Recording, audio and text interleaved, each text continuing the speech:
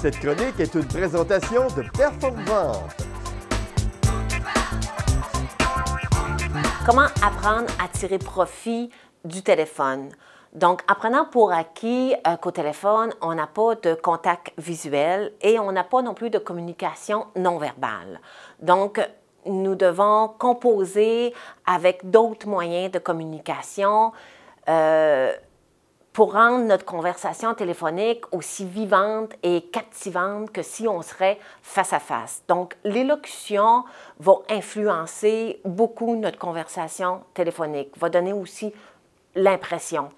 Donc, la communication, il y a des règles à respecter, le secteur d'activité, le choix des mots et le conseiller qui réussit à maîtriser les appels téléphoniques va avoir une nette avance avec la compétition. Quelles sont les techniques d'appel? Il faut appeler à des heures convenables. Exemple, passer 9 heures.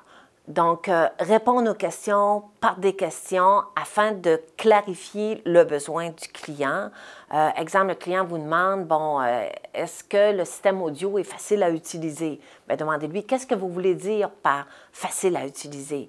Donc, posez vos questions sous forme affirmative.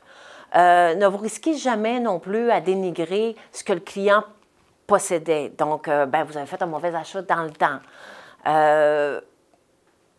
Vous avez validé aussi quelle amélioration lui permettrait d'en obtenir plus et est-ce qu'on est en mesure aussi de lui en donner plus? Puis, est-ce qu'il en veut, lui, davantage? Puis, qu'est-ce qu'il veut? Donc, c'est donc à vous de mettre l'accent sur les bénéfices que le client aurait à faire affaire avec vous, puis proposer simplement une rencontre. N'en demandez pas plus pour l'instant, parce que quand il aura perçu l'utilité, alors vous pourrez lui parler d'acquérir et de posséder.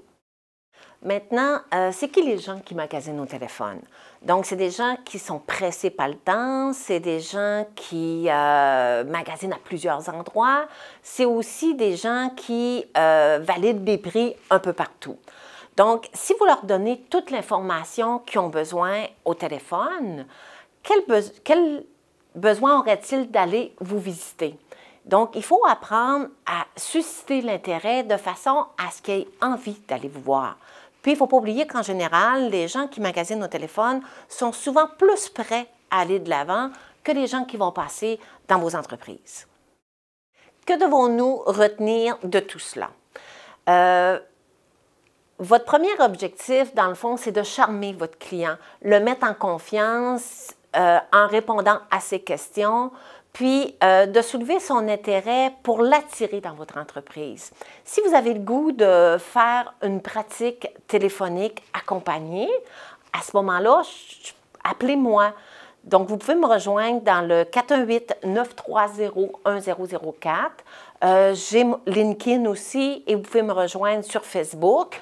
Mon entreprise, c'est performvente.com. Au plaisir. Cette chronique est une présentation de Performvente.